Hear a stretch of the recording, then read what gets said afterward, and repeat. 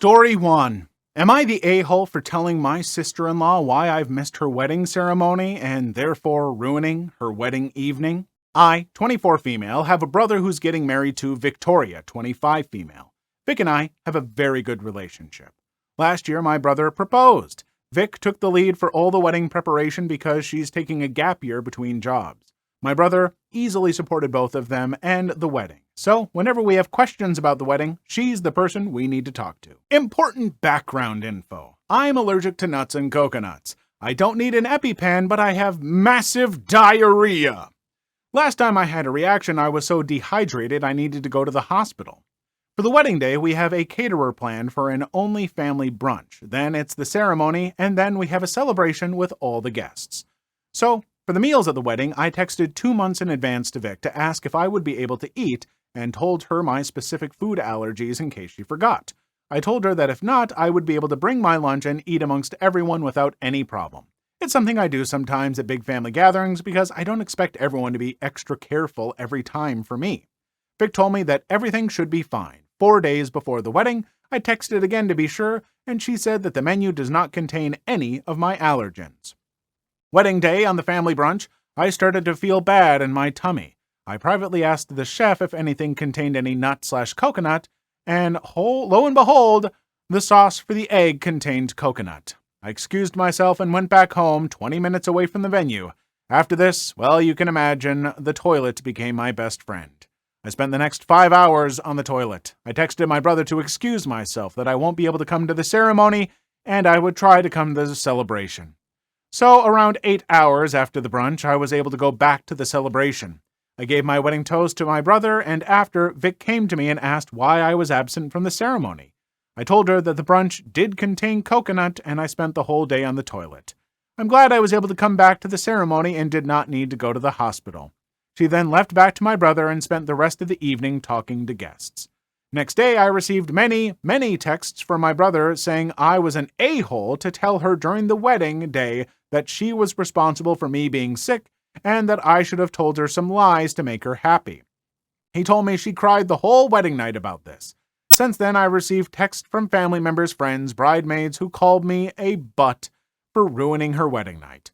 I'm starting to believe I was an butt and should have said her a false reason explaining my absence during the ceremony because it ruined her evening. So, am I the a-hole? Should I have lied to her? Maybe. I don't know. Like how would you know that she would take it that hard?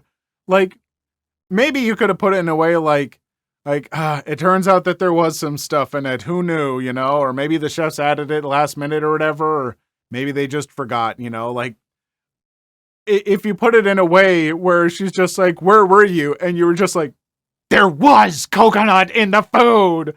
Okay, maybe that might be a little harsh on her wedding day. I'd reel that one in a little bit. But otherwise, I think if you just said yeah, it turns out there was some coconut in the food, but I'm glad I got back. I guess it might have been all in the way you delivered it, but even still, I don't know. She'll get over it. Maybe. Maybe not. Ugh. Story 2. I kept getting collection calls for someone else, wouldn't stop until I left messages for their CEO and CFO at home. I live in a corporate relocation apartment for 3 months while relocating for a job. I started getting collection calls for the previous occupant almost immediately. They called multiple times a day. It would wake up my kids during naps, after bedtime, weekends, you name it. I started by politely letting them know I wasn't the person they were looking for, nicely, rudely, begging, you name it. They were incredibly rude and refused to tell me their names, name of their supervisor, etc. I was at my wit's end. After one particularly nasty encounter, I snapped. I started Googling, pre-Google equivalent, their corporate officers, etc. I found that the CEO and CFO had very unusual names and quickly discovered they had publicly listed phone numbers. Yes, it was not a huge bank, and this was in the early 2000s before people were exclusively using cell phones. This was approximately 8 p.m. on a Sunday night. I called each number explaining that since I kept receiving collection calls from their company in spite of not being the person that they sought, every time they called me, I would call them. Left my phone number and name, and hung up. Not even 10 minutes later, I got a call from their IT department asking for all the pertinent info who the customer was, my name, and how to spell it. I never got a call from them again. I hope someone got fired. Some collection companies are the scuzziest, just worst operations out there. The lengths that they will go to harass people is, I think, pretty much illegal if you can get the evidence for it. And frankly, any company that operates in that kind of way where they are just genuinely harassing people, I hope they go out of business. And I'm sorry, for the folks who are working those jobs because they just need to make ends meet and get by, is it really worth it? Like, that one feels like kind of just too close to selling out on your morals and ethics and stuff to get by. I know you need to make a living, but do you have to make a living doing that? And if you do, okay, but accept that people are going to hate you. You can't be surprised at that. You can't be like, I can't believe people are upset that I call them 12 times a day demanding that they give me money, even though they tell me that that person doesn't live there anymore. Like, you don't get to be surprised. You're being an a-hole. Story 3. Sometimes the customer is wrong for unrelated reasons. Due to the well of my friends, definitely not an axe murderer, date recommendations drying up, I have turned to that most sacred of modern relationship institutions, online dating. As a very busy person trying to get it on with other very busy people, I prize honesty and directness above all else when it comes to profile creation. I include full-body snapshots in my photos, try to minimize the use of MySpace angles and selfies, and write at the very top of the summary caption profile that I am fat. Not curvy, not thick, not lots of love, I'm effing fat. I'm not ashamed of it, but I also know that weight is a deal breaker for a lot of people. I don't want to waste anyone's time. About a year ago, I met Evan via Tinder. We exchanged friendly messages for a few hours one night and agreed to meet up for drinks the following evening. I waited for a full hour past the designated time, and just as I was getting up to leave, the texts start rolling in. I can see you sweating from here. How long does it take you to roll out of bed every morning? Is there an earthquake, or are you just getting up for more pretzels? Really idiotic juvenile crap.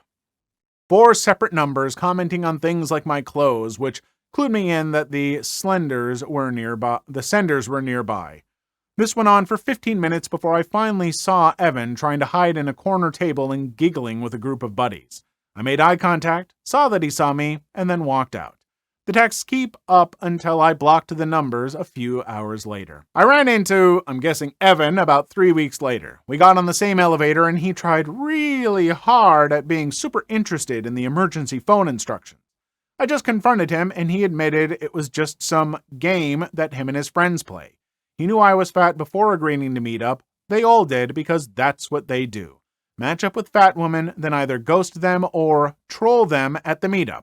It was also kind of obvious he'd never seen any consequences from this BS, as he was sweating pretty hard and looked more humiliated than I felt. I just said, whatever, and walked out, expecting to never see him again. About a month ago, some local foodie wrote a great review of the restaurant I own, and we've been slammed ever since. In the past, I stayed mostly in the kitchen, but I've been doing more and more front-of-house stuff lately, and Valentine's Day, I was working a bit of a split between the two. I saw Evan just as he was pushing in his date's chair. My name isn't in the restaurant, and he didn't see me. I checked the section up at the hostess stand and saw that one of my favorite old-timers, Nan, was going to be his waitress. I went to the bar till, took out $400, put it in her hands, and said, "This is going to be your only table for the rest of the night. You're going to make this the worst date he's ever been on." She spilled every single thing she brought out to the table all over him. I was waiting for him to blow up on Nan, but he bottled it up, obviously trying to make a good impression on his date.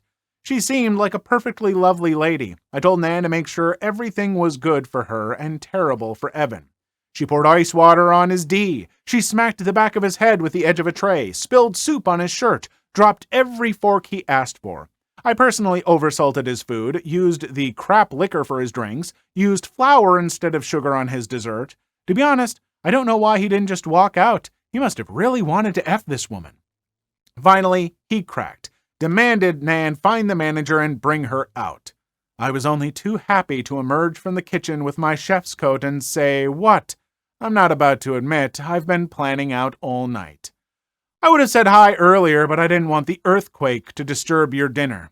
I will savor the look on Evan's face for the rest of my life.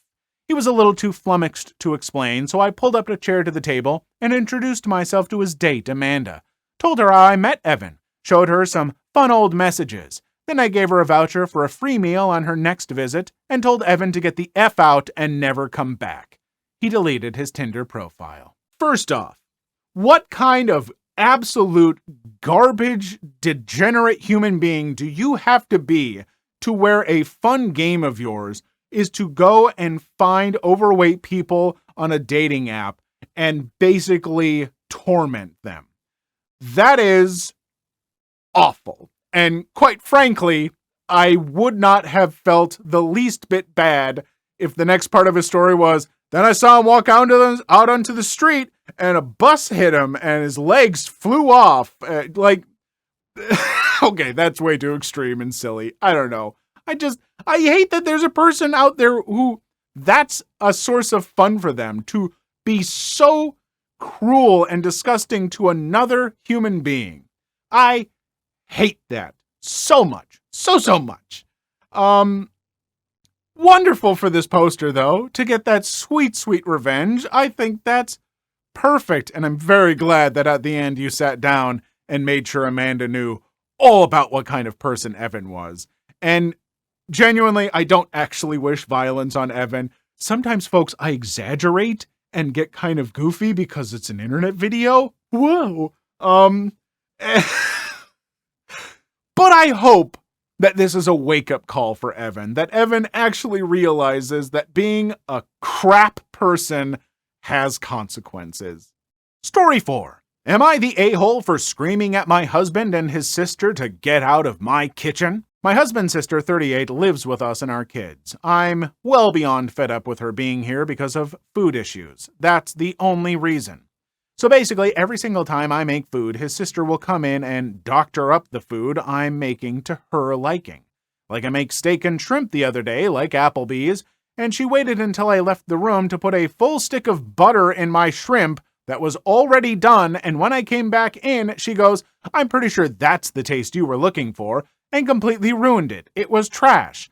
Or whenever I make spaghetti, she'll start dumping sugar into the sauce, to a point of sweet spaghetti that me and my kids outright refuse to touch because it's nasty. Every single time that she can get away with it, she's doing something to the food. Anyways, my husband has started doing the same thing. I wanted to make homemade mac last night and cheeseburgers. I went to the basement to the chest freezer to grab the veggies I needed, and when I came back upstairs, my husband was putting canned chicken into the mac and cheese. He knows the kids absolutely hate the taste of that. And his sister has pushing blocks of blue cheese into the partially cooked burgers. I asked what the F they thought they were doing because I've told them so many times to stop effing with the food, and neither of them had any good excuses other than, "We were just helping." I flipped out and told them to get the F out of my kitchen. Both of them told me I was overreacting, etc., etc. The thing is, I've openly asked my sister to cook several times and she won't. But she won't stop effing with the food I'm making. My husband cooks often, and I don't care if he screws with food he makes, but I'm royally pees me off when my cooking is messed with, and he knows that. Am I the a-hole? Here's what I want you to do. I want you to start cooking a meal. And I want you to hide in one of the cabinets with a butcher's knife.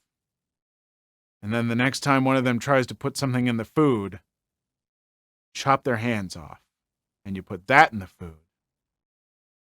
And then you just look and you go, "Since you always just like getting your hands into my food, I thought I'd help you out." This drives me nuts because I love to cook. Cooking is one of my favorite things. I do it all the time. And nice thing for me, my partner, Madam Pax, does not enjoy cooking whatsoever. So the kitchen is my space, and she'll always offer, like, anything I can do to help. She's lovely and wonderful. And so there are never any problems. If she started coming into the kitchen and messing with whatever I was cooking in these ridiculous ways, I would lose my mind. You're not an a-hole. You are a saint for not beating them over the head with a frying pan. What are they doing? just dumping a stick of butter into some shrimp or putting sugar and pasta sauce. Ooh. You're getting, the Italian side of my family, fuming right now. Fuming! Story 5. Manager kept forgetting my break. I work in a cafeteria on campus at my university. It was wonderful because I could take shifts around lectures and didn't lose travel time. The manager used to sit in her office on the phone or just disappear for long periods of time. I don't mind because I liked my other coworkers and she left us alone to do our thing. I always volunteered to do the closing shift because the owner let me take home all the leftover food. It basically kept me and my housemates alive and we were very grateful. The problem was, on a 5-hour or longer shift, you had to take a 30-minute break. I'd always ask when mine was, but she'd always say, later, we're too busy. I'd usually end up just working the whole 5 hours. I didn't mind until I realized she was only paying me for 4.5. I asked her about it, and she said if I didn't take my breaks, that wasn't her problem. Cue malicious compliance. My next closing shift was 4.5 hours of opening hours and finished 30 minutes after closing. Everyone else went at 7 and I stayed back by myself to clean everything in 30 minutes. It was a big job, but I had it down pat. The entire shift, I kept asking her if I could take my break and she kept saying no. So at 7, I took my apron off and walked out, saying I'll be taking my break now since we were too busy before. I sat in the cafeteria and watched her clean that entire place. It took her well over an hour. The next day, she had a break schedule. I love malicious compliance. It is just one of my favorite things. Do it. Everybody do it to your crappy bosses. Find whatever malicious way you can to comply with them. Look, and like this person said, the boss was just kind of lazy and just wanted to sit in back and play on their phone or whatever. Fine. They were fine with it. Until it got to the point where they weren't getting to take their break and they weren't getting paid for all the work they were doing. So yeah, at that point, get them. Don't be nice. Don't be like, oh, well, I wouldn't want to be mean to them. No, they're being bad people and they need to be taught a lesson. And you're just following the rules. So there's nothing wrong with that. Story 6. I'm getting married in 2 weeks and I am totally screwed. I literally need to get this off my chest. I feel like I am going insane. My fiancée, Sarah, 28 female, and I, 34 male, have known each other for about 6 years, engaged for 1. Our wedding is scheduled to take place in just 2 weeks, and I just witnessed something that is making me feel like I am making the biggest mistake in my life. Tonight, Sarah and I were taking a rare opportunity to relax at home. Sarah was in the kitchen making dinner while I was out back working on one of my projects. We live on acreage and I'm building a pagoda/fire pit in the backyard that we're planning on using this fall. Anyway, as you do when you're doing heavy labor, I get thirsty and come back to the house to get a drink, where I see Sarah at the counter preparing dinner and talking on speakerphone. I recognize the voice instantly as my brother-in-law, Marty. Now, this is where my brain gets totally twisted. Marty asks Sarah where her sister Evelyn is, as he's been trying to get in contact with her, and she's not answering texts. And I hear Sarah say to him, she just left here, she should be home in a half hour or so. It should be noted that Evelyn is Marty's wife of 5 years. I have to admit that I didn't immediately register what she had just said because I went into the kitchen and grabbed a glass and asked Sarah, what was that all about? And she responded with, Marty was looking for Evie. I see her texting and I ask her, what are you doing? And she says, I'm texting Evie that Marty was looking for her. Anyway, I pour myself a drink, sit down, have a sip, and then finally my brain starts to work. First off, I heard Sarah tell Marty that Evelyn was here. Evelyn was not here, and the last time we saw her was yesterday when she came over to work on some last-minute wedding decoration stuff with Sarah. Second, why is she texting Evelyn and expecting a response when I distinctly heard Marty that Evelyn wasn't answering her texts? Lastly, why the hell would she tell Marty that Evelyn should be back in 30 minutes unless she either knows where she is, then why did she lie, or she is right now in front of me texting her to tell her to get her butt home quickly? The only conclusion that I came up with is that Sarah is lying to Marty about the whereabouts of her sister, Marty's wife, and is probably warning Evie that Marty will expect her home in half an hour. I then spent probably the next 5 hours concocting various explanations for this behavior, some decent, some downright horrible, and playing them back in my head. I wanted really badly to ask Sarah about this, but at the same time, if what I think is going on, then I doubt I'll get a straight answer. Which brings me to about an hour ago. I woke up around 1 a.m. to use the toilet, and I couldn't resist the urge to check Sarah's phone. We both know each other's pins, so this wasn't a difficult thing to do. Anyway, I grabbed the phone, retreated to the bathroom, and unlocked it, and yep, it was exactly what I was afraid of, and probably what most of you were expecting. Sarah's sister Evelyn has been having an affair for about 6 months with a coworker, and Sarah has been helping Evelyn cover it up for almost that entire time. There are literally hundreds of texts between them discussing it, discussing the coworker, discussing intimate stuff, really embarrassing things about my brother-in-law, and probably uncharitable, just stuff that makes my stomach churn, and here is my soon-to-be wife going along with all of it without batting an eye. I took some screenshots of the entire thread and put the phone back where I found it, and then retreated to my office to find myself here typing it all out on Reddit simply so I can avoid the primal scream that wants to come out of my mouth right now. I am totally 100% screwed. I cannot marry Sarah. I just can't do it. I can't think of any reasonable excuse she could offer me about assisting her sister in this affair and victimizing not only Marty, but their 2-year-old daughter as well. On the other hand, myself, my family, Sarah and her family have all sunk an enormous amount of money into a wedding that's supposed to happen in around 2 weeks. There's no way we're getting any of that money back. On top of that, I feel like an absolute fool. Like, how did I not know this woman was like this? And what the hell am I going to do? I can't marry her. I absolutely cannot. However, I still want to. She's beautiful and fun and kind, and I thought we had a bright future ahead of us. She's never done anything wrong to me, but I just can't see her the same now. It's like a big black stain on an otherwise beautiful picture. I just don't know how the F I got this so wrong, and I'm absolutely dreading doing what I know I need to do. I feel like I want to vomit or break something. Oh, man. You know, there was a part of me that thought I was going to go against the poster where I was reading like, he's just making assumptions, and now he's getting into her phone without telling her, and that's not cool to do. Like, you should try and be open and communicate. But then, the worst assumptions turned out to be right. And covering that stuff up for 6 months, like, I can see if you had, just heard about it and you weren't helping, but you're like, look, I'm not going to be the one to tell him, but I think you need to. And I'll give you some time, figure out how to do it well or whatever, but you tell him or I will. Like, I can see there being some hesitance there to just give the person the time to be the one to come clean, but to go along helping with something like that for 6 months, not only does that just feel scuzzy, no matter how bad their relationship might be, maybe Marty sucks. I don't know. The only Marty I know is a really great guy and I love him so much, but maybe this Marty's not good. And so, but that's still no excuse to cheat on him for 6 months. That's a reason to go to therapy with him or leave him for the good of your family and stuff. So yeah. And then how is this person supposed to look at his wife to be and be like, this is someone I can trust? No, you can't. Ugh.